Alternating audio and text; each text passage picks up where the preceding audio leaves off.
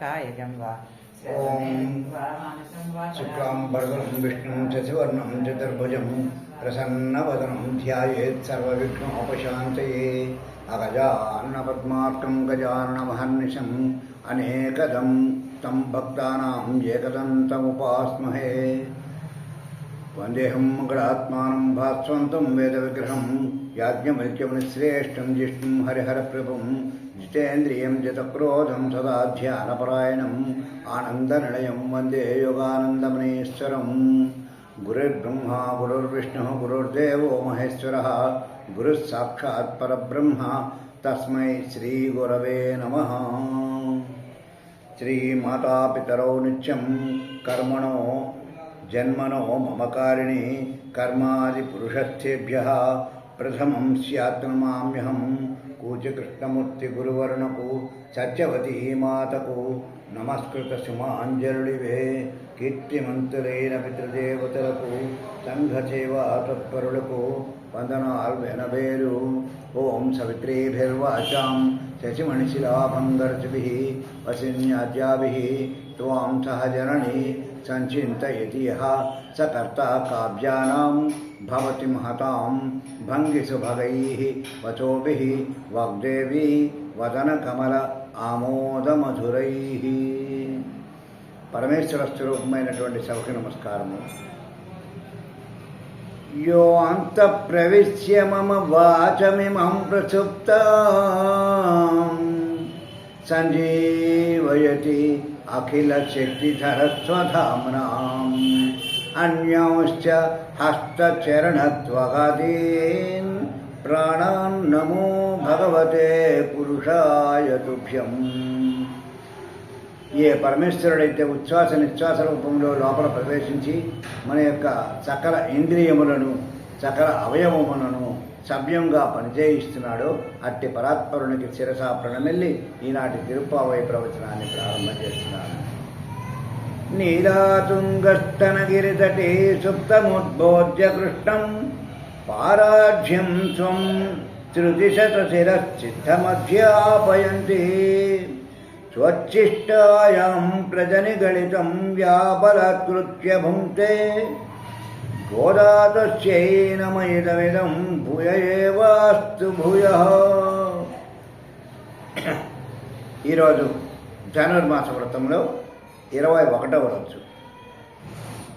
எத்த கலங்கள் எதில் பொங்கி மீதளிப்ப மாத்தாதே பால் சொரியும் வள்ளல் பெரும் பசுக்கள் அத்தப்படைத்தான் மகனே எரிவுராய் உத்தமுடையாய் பெரியாய் உலகினில் தோக்கையாய் நின்ற சுடரே துயிலாய் மாத்தாருனக்கு வடித்துழைந்து உன் வாசக்கர் அத்தாது வந்து உடன் உன்னடி படியும் மாப்போலே போற்றியாம் బంధోం புகழந்து ஏலோடும் బాబాయ్.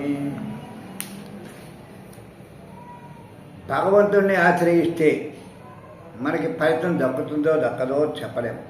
కానీ నా సంశయం అస్తి తద్భక్త పరిచర్య రతాత్మనాం అన్నారు. అంటే ఎవరైతే భగవంతుని యొక్క సేవ చేస్తూ ఉంటారో వాళ్ళ యొక్క ఆశ్రయాన్ని కనుక జాగ్రత్తగా మనం చూస్తే వాళ్ళ వల్ల మనకి భగవంతుని యొక్క దర్శనం కలుగుతుంది, మనకి సిద్ధి కూడా తప్పకుండా లభిస్తుంది అని ఇందులో ఎక్కడా సంశయం లేదు అని చెబుతున్నారు. అయితే ఆచార్యుల యందు విశ్వాసం కలగాలి అంటే మాత్రం కొంచెం కష్టమే. ఎందుకంటే వాళ్ళు కూడా మనలాగే ఉంటారు. భగవంతుడిని చేర్చడానికి వీళ్ళు తోడ్పడతారని ముందుగా నమ్మకం కుదరదు. ఆండాళ్ళు ఏమని చెప్తోందంటే తిరుప్పావైలో కనిపించిన దాన్ని విశ్వసిస్తూ కనిపించనటువంటి దాన్ని మనం తెలుసుకోవాలి అనేటటువంటి విషయాన్ని నేర్పుతోంది ఆమె. ఇక్కడ మనకి రెండింటి మీద విశ్వాసం ఉండాలి. ఏమిటి? ఒకటేమో ఇక్కడ భగవంతుని చూపించేటటువంటి ఆచార్యుడి మీద ఉండాలి. రెండవది ఆ భగవంతునికి మరొక రూపమై ఉన్నటువంటి మనకు కనిపించేటటువంటి అర్చామూర్తి యందు కూడా విశ్వాసం ఉండాలి. మన కంటికి కనిపించేసరికి మనకు నమ్మకం కలగడం, కొంచెం కష్టమే. అయితే ఈ యుగంలో మాత్రం కేవలం విగ్రహ రూపంలోనే కనిపిస్తాడు పరమేశ్వరుడు. ఇతర యుగాల్లో కృష్ణుడుగా రాముడుగా కనిపించేటట్టుగా తాను కూడా వచ్చి కనిపించాడు కదా. ఇతనేమిటి దేవుడు అని సామాన్యులే కాదు, వేదాధ్యయనం చేసినటువంటి చతుర్ముఖ బ్రహ్మగారు ఇంద్రుడంతటి వాళ్ళు కూడా పొరపాటు పడక తప్పలేదు. ఎలా జరిగింది అంటే, ఇంద్రుడు దేవతలకే అధిపతి, చాలా గర్వం కలిగి ఉన్నటువంటి గర్విష్ఠి కూడా. అలాంటి వానికి ఇంద్రయాగం అని చేస్తూ ఉండేవారు గోకులంలో ఉన్నటువంటి పెద్దలందరూ కూడా. వానలు ఇచ్చేది ఇంద్రుడని వాళ్ళ యొక్క నమ్మకం. ఒకరోజు గోకులంలో పెద్దలంతా ఇంద్రయాగం తలపెట్టారు. అయితే అందరూ ఇంద్రుడికి సమర్పించడం కోసం పదార్థాలన్నింటినీ కూడా తయారు చేస్తున్నారు. ఇవన్నీ చూసిన తర్వాత కృష్ణుడికి ఇదేమిటో తెలుసుకోవాలి అనేటటువంటి కుతూహలం వచ్చి పెద్దలందరినీ అడిగాడు. అడిగితే వాళ్ళు చెప్పారు. అయితే వాళ్ళు ఏమన్నారంటే, వర్షాలు ఇచ్చేటటువంటి వరుణుడు ఇంద్రుడి యొక్క అధీనంలో ఉంటాడు కదా, ఆ వర్షాలు వస్తేనే కదా మనకి పంటలు పండుతాయి, గోవులకు ఆహారం లభిస్తుంది, ఆ గోవుల యొక్క పాడి మీదే కదా మనం జీవిస్తున్నాం అని చెప్పారు. అయితే ఇంద్రుడు దేవతలకి అధిపతి, ఒక ఉద్యోగి. ఇలాంటి వాళ్ళందరూ తన అధీనంలో పనిచేస్తున్నారు ఈ విశ్వం యొక్క స్థితి కోసం. అలాంటిది తాను ఇక్కడే ఉంటే తన్ని మర్చిపోయి ఆ ఇంద్రుడికి యాగం చేయడం ఏమిటి? ఆ ఇంద్రుడు ఇవ్వాలన్నా తానే వెనకాల నుండి ఇస్తే కదా ఆయన ఇవ్వగలుగుతాడు అని ఆ ఇచ్చేవాడిని నేను ఇక్కడ ఉండగా నన్ను కాదని ఈ యాగం చేస్తున్నారే అని శ్రీకృష్ణుడు అనుకున్నాడు. అక్కడ వాళ్ళకందరికీ ఈ విషయం ఎలాగోలా తెలియజేయాలి అని అనుకున్నాడు. అందరినీ ఓ దగ్గరికి చేర్చి, వానలిచ్చేది ఇంద్రుడా కాదు, సూర్యుని యొక్క శక్తికి సముద్రంలో ఉన్నటువంటి నీరంతా కూడా మేఘాలుగా ఆవిరి అయిపోయి పైకి పోయి మేఘాలుగా మారితే ఆపై గాలి వీస్తే మన దగ్గరకు వచ్చాయి. ఆ గోవర్ధన పర్వతం అడ్డుకోవడం చేత మనకు వర్షంగా వస్తాం. మనం గోవర్ధన పర్వతానికి ఈ పదార్థాలన్నీ అర్పించి కృతజ్ఞత తెలుపుకోవాలి అని చెప్పాడు. అందరికీ ఇది సబబే అని అనిపించింది. అందరూ కూడా ఆ గోవర్ధన పర్వతానికే పదార్థాలను సమర్పించారు. తనే పర్వతంలో ఆవేశించి నైవేద్యం పుచ్చుకున్నాడు.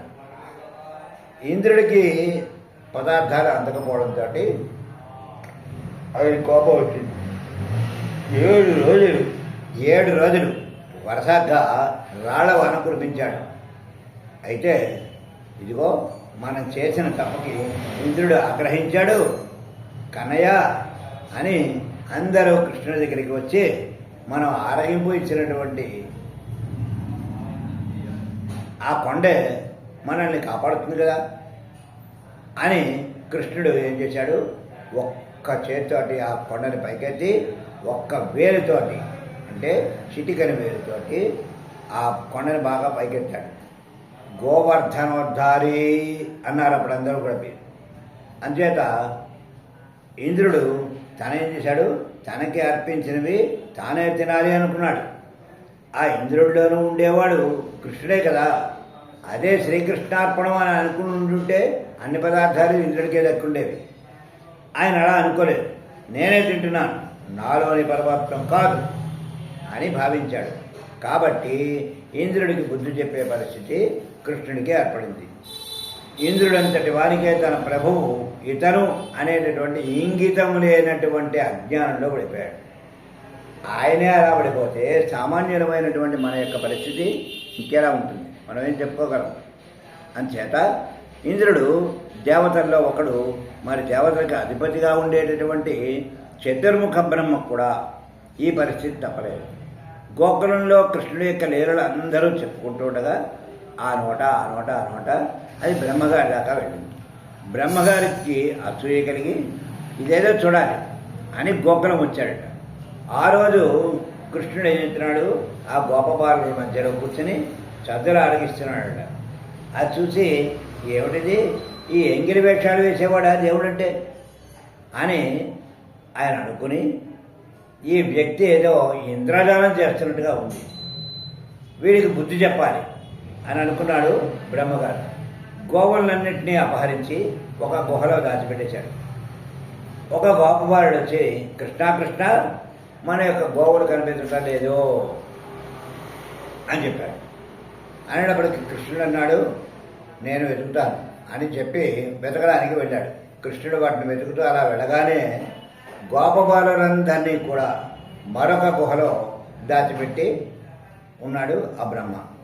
అయితే గోపబాలుడిని వదిలిపెట్టి వెళ్ళినటువంటి వాడు మళ్ళీ తిరిగి వస్తే ఇక్కడ గోపబాలుడు ఎవరో కనబడకపోతే, అయ్యో నేను ఒక్కడే గోకులానికి వెళ్తే బాగుండదు కదా, అందరూ నన్ను అడుగుతారు కదా అని అనుకున్నాడు. ఇటు గోవులు అటు గోపబాలుడు ఇద్దరు కూడా కనబడటం లేదు. కాబట్టి ఆయన ఏమనుకున్నాడు, ఇలా కాదు, అసలు గోవులు ఎన్ని ఉన్నాయి, అన్ని గోవులుగాను నేనే మారిపోవాలి. ఆయన వచ్చే ఆ గోవుల యొక్క రూపాలన్నీ బయటకు వచ్చాయి. గోపబాలుడు ఎంతమంది ఉన్నారు, అందరి యొక్క రూపాలు నేనే భరించాలి అని ఆయనే గోపబాలుడుగా తయారై మొత్తం అందరూ కలిసి గోకులానికి వెళ్ళిపోయారు. ఇప్పుడు గోకులంలో పరిస్థితి ఏమిటి, అక్కడ ఉండేటటువంటి ఆవు గోపబాలుడు ఇద్దరూ కూడా కృష్ణుడే. అంచేత ఎవరికి ఏ ఇబ్బంది రాలేదు, చక్కగా ఇంతకు ముందర కంటే కూడా ఆనందంగా ఉన్నారు అందరూ. ఇలాంటి ఆనందాన్ని చూసి బ్రహ్మదేవుడు, ఎంతకాలం సాగిందో తెలుసునండి, ఇది 1 సంవత్సరం పాటు సాగింది. ఆ సంవత్సరం పాటు ఎక్కడా లబోదిపోనేటటువంటి సమస్యలు లేకుండా ఉన్నాయే అని బ్రహ్మదేవుడు ఆశ్చర్యపోయి ఒకసారి వచ్చాడు. వచ్చి చూశాడు. చూస్తే ఎవరింట్లో ఉండవలసిన ఆవు వాళ్ళింట్లోనే ఉంది, ఎవరింట్లో ఉండవలసినటువంటి పిల్లవాడు వాళ్ళింట్లోనే ఉన్నాడు. అయ్యో మనం దాచిపెట్టాం కదా అని వెళ్ళి గుహలోకి వెళ్ళి చూస్తే ఆ గుహలో ఉన్న ఆవులు గుహలోనే ఉన్నాయి, గుహలో ఉన్న గోపబాలుడు గుహలోనే ఉన్నారు. కానీ ఇక్కడ చూస్తే ఎవరింట్లో వాళ్ళు వాళ్ళ దగ్గరే ఉన్నారు. ఏమిటి ఎలా జరిగింది అని ఒకసారి కళ్ళు మూసుకుని పరమేశ్వరుని ధ్యానం చేసేటప్పటికీ ప్రతి గోవులోనూ ప్రతి గోపబాలుడిలోనూ కూడా బ్రహ్మగారికి ఈ శ్రీకృష్ణుడే దర్శనమిచ్చాడు. ఓహో, ఇదా అసలు విషయం అని తెలుసుకుని తన తప్పు తెలుసుకుని పశ్చాత్తాపడి కృష్ణుడి యొక్క కాళ్ళ మీద పడ్డాడు. స్వామి నన్ను క్షమించు, ఇంకెప్పుడు ఇలా చేయకు అన్నాడు, తెలిసాడు. ఈలాగా కృష్ణుడు ఏం చేశాడు, చిన్న మ్యాజిక్ చేశాడు. ఏమిటంటే బ్రహ్మలోకానికి వెళ్ళాడు. వెళ్ళి బ్రహ్మగారిలాగా మొత్తం అక్కడ పనులన్నీ చక్కబెట్టేసి కొంతసేపు అయిన తర్వాత, ఇదిగో నా వేషంలో ఒకడు వస్తాడు, జాగ్రత్తగా ఉండండి అని చెప్పాడు. అనేటప్పటికీ కృష్ణుడు ఇలా వచ్చేసాడు. అసలైనటువంటి బ్రహ్మలోకానికి వెళ్ళాడు. ఇందాక మా అయ్యగారు చెప్పారు, ఎవరో ఈ వేషంలో వస్తారని, అందుచేత మీరు మీ పని చూసుకుని వెళ్ళచ్చు, అనవసరంగా మా చేత ఏ రకమైనటువంటి నిందారోపణలు జరగకుండానే చూసుకోండి అని చెప్పాడు. అనేటప్పటికీ, అదేంటయ్యా నేనేనయ్యా అసలైనటువంటి బ్రహ్మని, ఎవడో రావడం ఏంటి, నేను బ్రహ్మగారి వేషం వేసుకోవడం ఏమిటి అని చెప్పేశాడు. అడిగేటప్పటికి, మాకన్నీ తెలిసినయ్యా, నువ్వేమీ చెప్పక్కర్లేదు, మా అయ్యగారు ఇప్పుడే బతికేదారు. అప్పుడు అర్థమైంది. గబాబా కృష్ణుడిని మరించి అసలైనటువంటి విషయాన్ని అందరికీ తెలియజేశాడు. నేను అహంకారంతో ఇలా చేశాను, అక్కడ ఉండేటటువంటి గోవుల్ని గోపబాలుని అందరినీ కూడా నేనే దాచేశాను, అందుచేత నాకు ఈ పరిస్థితి ఏర్పడింది, అంతేగాని ఇంకేం కాదు అని ఎప్పుడైతే చెప్పాడో అప్పుడు బ్రహ్మగారిని అందరూ కూడా అంగీకరించారుగా. ఈ విధంగా బ్రహ్మగారికి కూడా తగినటువంటి బుద్ధి చెప్పాడు శ్రీకృష్ణ పరమాత్మ. అందుచేత ఈ విధంగా స్వస్తి చెప్పాడు. ఒక 5 నిమిషాలు. ఈ విధంగా ఆయన ఎవరెవరికి ఎలాంటి అహంకారం ఉన్నా ఆ అహంకారాలన్నింటినీ కూడా జాగ్రత్తగా దూరం చేస్తూ ఉంటాడు. కాబట్టి స్వామి, నువ్వే మాలో ఉండేటటువంటి అహంకారాన్ని మమకారాన్ని కూడా నువ్వే దూరం చేసి మాకు మంచి పరిస్థితిని కలగజేయి అని చెప్పేసి అడుగుతున్నారు ఆండాడు తల్లి ఇందులో.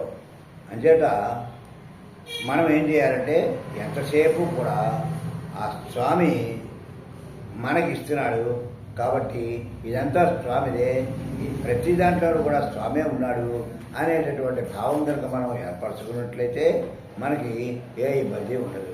భగవంతుడు మనకు అవజ్ఞత చులకన భావం ఏర్పడకుండా ఉంటే, ఆయన కనిపించకపోతేనేమో అమ్మో అంటాం, కనిపిస్తే ఉంటాం ఓ సింతేనా ఈయనేనా దేవుడు అన్నట్టుగా మనకు అనిపిస్తూ ఉంటుంది.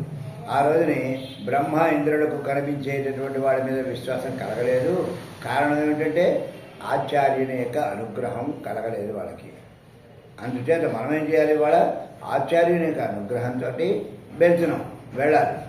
అందుకని భగవంతుడు ఇవాళ అర్చాస్వరూపంగా ఉన్నాడు. అయితే కొందరు అన్నారు కనిపించేటటువంటి శక్తిని బట్టి తత్వాన్ని గుర్తించాలి అన్నారు.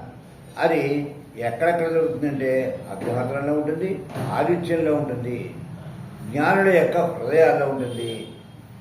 వాటిని ఈ 3 చోట్ల కూడా మనం భగవంతుడిని దర్శించవచ్చు అని చెప్పారు పెద్దలు. సామాన్యుడికి మానసిక ఆధారం కోసం ఏదో ఒక రూపం ఉండాలి కాబట్టి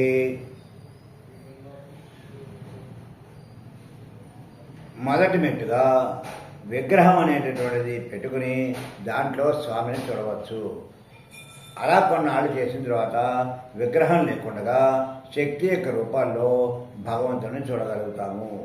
కానీ మనం ఏం చేయాలి? ఒకదాని తర్వాత ఒకటి అలా జాగ్రత్తగా మార్చుకుంటూ రావాలి తప్ప ఇందులో కనిపించలేదు కదా పరమేశ్వరుడే లేడు అనేటటువంటి భావనకి మాత్రం రాకూడదు. దీనికి ఒక ఉదాహరణ కూడా చెప్పారు పెద్దలు. ఏమిటా ఉదాహరణ అంటే, ఒక కరెంటు వైర్ ఉంది. వైర్ చూస్తే మామూలుగానే కనిపిస్తాడు. ఇది మామూలుగా ఉంది కదా అని చెప్పేసి ఆ వైర్ని పట్టుకుంటే షాక్ పడుతుంది, మనకి కాలుతుంది. అదే వైర్కి చివరిన బల్బు పెడితే బల్బు వెలుగుతుంది. మరి మనకి లోపల ఉన్నటువంటి విద్యుత్ పైకి కనిపించడం లేదు కదా అని చెప్పేసి లేదని అంటామా? అనడానికి అవకాశం లేదు. అలాగే మన దగ్గర ఉండేటటువంటి విగ్రహంలో కూడా స్వామి యొక్క తత్వం నిండి ఉంటుంది. కాబట్టి అలా ఉందని మనం అనుకుని మాత్రమే పరమేశ్వరుణ్ణి మనం జాగ్రత్తగా కొలుచుకోవాలి అని చెప్పేసి చెప్పారు. అంచేత ప్రతిమాసు అప్రబుద్ధానాం అన్నారు. అంటే ప్రతిమలో ఏ విధంగానూ కూడా మనం అపనమ్మకంతో ఉండకూడదు అని చెప్పారు. అంచేత భగవత్ సాక్షాత్కారానికి మొదటి మెట్టైనా చివరి మెట్టైనా కూడా మనం ఇదే విగ్రహంలోనే తత్వం ఉంది, విగ్రహమే తత్వం అనేటటువంటి భావనలో మనం ఉండాలి. ఆండాడు తిరుపవై సారాంశం ఈ విగ్రహం మీద విశ్వాసం కలిగించడమే ఈ యొక్క పాశ్వం యొక్క ముఖ్యమైనటువంటి ఉద్దేశం. అంచేత ఆమె ఏం చేసింది? శ్రీవిల్లిపుత్తూరులో వటపత్ర సాయినికి వచ్చింది. ఆ తర్వాత వెంకటాచలపతికి శరణాగతి చేసింది. తిరుమలై జోరు సుందరబాహునికి మొక్కుబడి చేసింది. చివరికి శ్రీరంగనాథుడిని చేరింది.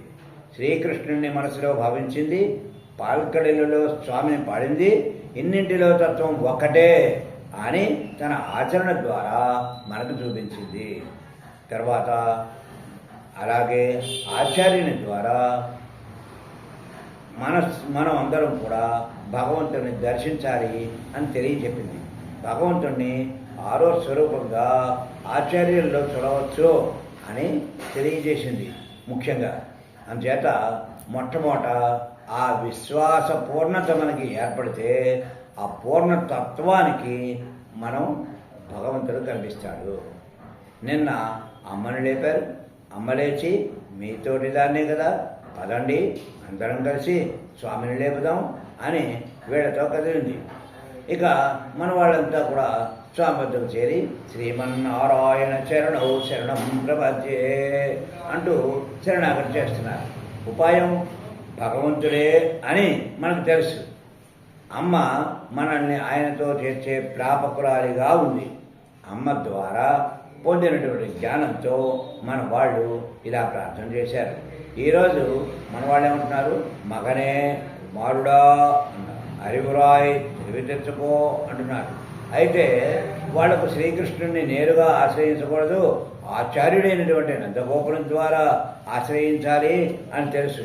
అందుకని నందగోపుని యొక్క లక్షణాలు చెబుతూ అత్తప్పడైతాన్ లెక్కవాన్ అందరాన్ని వళ్ళల్ పెరుం పశుక్కళ్ ఇచ్చేటటువంటి ఔదార్యం కలిగినటువంటి పశువులు.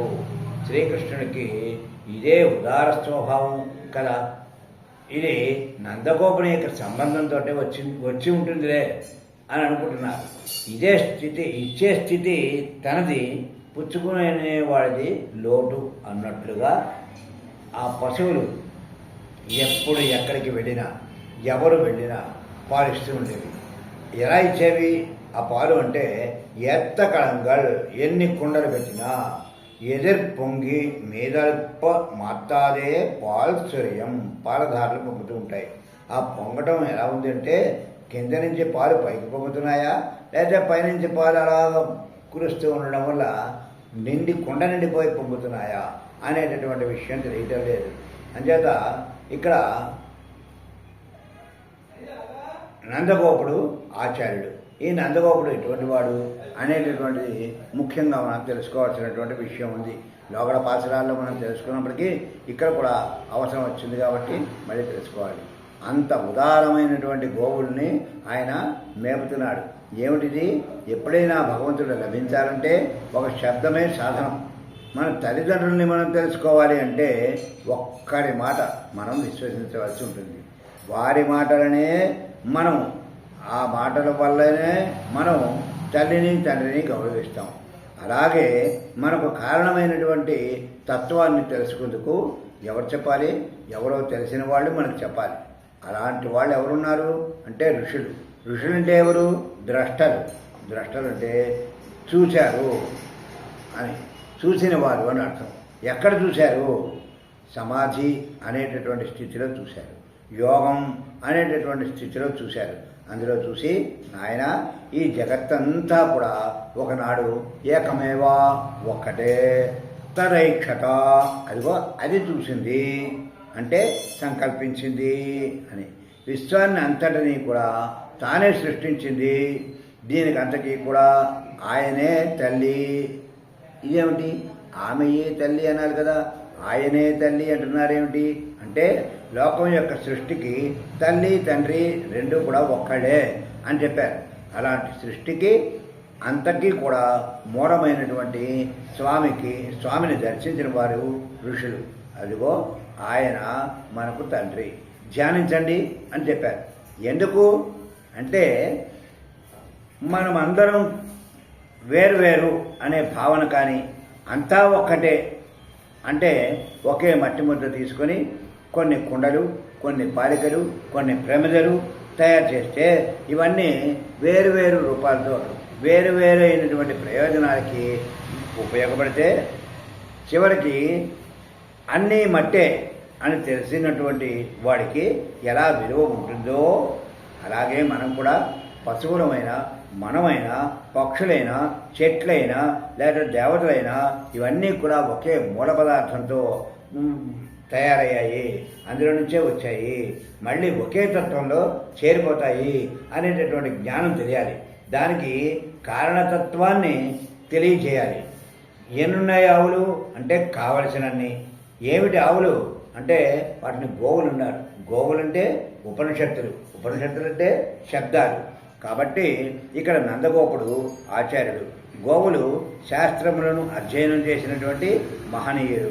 ఆ శాస్త్రములు కఠినమైనవి. గోవులు మనం అంతా తిరిగి, వనమంతా తిరిగి అక్కడ ఉండేటటువంటి పచ్చికని తిని అనుభవించి మనకు స్వచ్ఛమైనటువంటి పాలనిస్తూ ఉంటాయి. ఆచార్యుడంటే ఆచార్యస్తు హరిసాక్షాత్ చరరూపి న సంశయ అంటే ఆచార్యుడు ఎప్పుడు కూడా మనతో పాటుగానే మన చుట్టూరానే తిరుగుతూ ఉంటాడు అన్న విషయాన్ని తెలుసుకోవాలి. అలాగే స్వచ్ఛమైనటువంటి పాలు అందించినట్లుగానే జ్ఞానుడైనటువంటి మహనీయుడు శాస్త్రారణ్యాలలో సంచరించి అక్కడి క్లేశాలను తాము అనుభవించి తత్సారమైనటువంటి భగవద్గుణములైనటువంటి పాలధారలను మనపై కురిపిస్తారు. కొండలు శిష్యులు అని అనుకోవచ్చు. ఇక్కడ ఆ ఇవ్వడం 4 కారణాలు. పొదుగుల ద్వారా ఇస్తుంటారు. అంటే ఒక పొదుగుకి 4 చెరలు ఉంటాయి. ఒకటేమిటి, తమకు పెద్దలు ఇచ్చారు కనుక ఇవ్వాలి, అందుకని ఇస్తున్నారు. 2, ఇవ్వాలి కాబట్టి ఇవ్వాలి అని రెండవది. 3, అవతల వాడు అడుగుతున్నాడు కాబట్టి ఇవ్వడం ఒక మూడవ లక్షణం. 4వది ఏమిటంటే, ఆవలి వాడు కష్టపడుతున్నాడే అని తీర్చడానికి కొందరు, తమకు తెలిసింది చెప్పకుండా ఉండలేక కొందరు ఇస్తూ ఉంటారు. అలాంటి జ్ఞానులు ఎందరినో శిష్యులుగా కలిగినటువంటి వాళ్ళు మన రామానుజాచార్యుల వారు.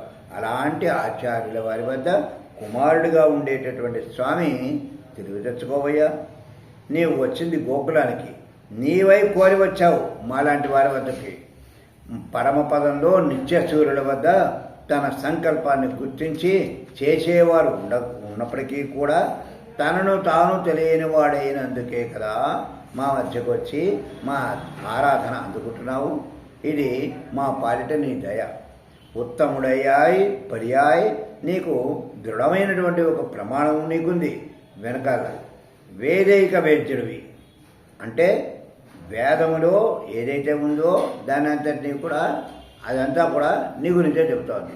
ఆ వేదానికి కూడా నువ్వు అందనటువంటి వాడివి. అలా అందని వాడివి కూడాను.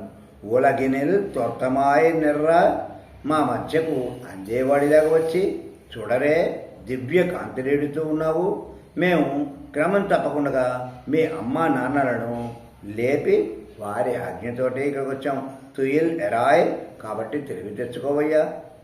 వాళ్ళు ఎలా వచ్చారో విన్నవించుకున్నారు. మాతార్, శత్రువులైనటువంటి వాళ్ళు ఉనక్కువలి తొలైందు, వాళ్ళ బలాన్ని పక్కన పెట్టుకుని ఉన్ వాషక్కర్, నీ ద్వారం ముందర పడిగాపులు పడేవాళ్ళలాగా అత్తావందు అలా ఉన్నారయ్యా. అత్తావందు, ఎక్కడైతే నీ బాణాల యొక్క దెబ్బలకు భయపడి ఉన్ అడిపణియేమో పోలే నీ పాదాలనే సేవించుకునేటట్లుగా వస్తారో మేము కూడా అలాగే వచ్చాం. అంటే నీకోసం నీ గురించి భయపడి వచ్చిన వాడు కొంతమంది, అయితే నీ బాణాల దెబ్బలు తగిలిన తర్వాత వచ్చిన వాడు కొంతమంది. అలాగే మేము కూడా నీకోసమే వచ్చాం. దీంతో స్వామికి బాధ కలిగింది. పాపం, నీ పాదాలను సేవించుకోవడానికి వచ్చామంటున్నారు కాబట్టి స్వామి బాధపడి, మీకు శత్రువుల యొక్క పరిస్థితి ఎందుకు వచ్చింది అన్నట్టుగా బాధపడిపోయాట. లేదయ్యా, పొత్తియం పొందోం, మేము కూడా ఒకనాడు వాళ్ళకేం తీసిపోలేదు. నీ శత్రువులు ఎలా ఉన్నారో మేము కూడా అలాగే ప్రవర్తించాం. ఒకప్పుడు మేము అభిమానం కలిగి మేము నీ దగ్గరికి మేము రావడం ఏమిటి అనుకునేవాళ్ళం. కానీ నీవంతటి వాడివి ఇక్కడికి దిగి వచ్చావు, మా దగ్గరికి కూడా రాగలవు. కానీ మేము ఆగలేక ఇక్కడికి వచ్చాం. ఆర్తి తట్టుకోలేక నీ పాదాశ్రయణం కోసం వచ్చాం. అయితే శత్రువులు వాళ్ళ శరీరాన్ని కాపాడుకోవడానికి వచ్చారు, నీ దగ్గరికి శరణంటూ వచ్చారు. మేము మా ఆత్మరక్షణ కోసం వచ్చాం, నీ గుణాలకు లొంగి వచ్చాం. వాళ్ళు నీ బాణాల దెబ్బలకు తట్టుకోలేక వస్తే మేము మాత్రం నీ కళ్యాణ గుణాల దెబ్బలకు తట్టుకోలేక నీ కళ్యాణ గుణాల కీర్తన చేద్దాం అని వచ్చామయ్యా. పొగరందు ఆనందంతో వచ్చాం మేము. ఇకపై అంతా కూడా నీ బాధ్యతే అంటూ శరణాగతి చేస్తున్నారు ఈ పాసురంలో. స్వస్తి ప్రజాభ్య పరిపాలయంత అన్యాయేన మార్గేణ మహిం మహిషాః గోబ్రాహ్మణేభ్యः శుభమస్తు నిత్యం లోకాః సమస్తాః సుఖినో భవంతు. సర్వం శ్రీకృష్ణార్పణమస్తు.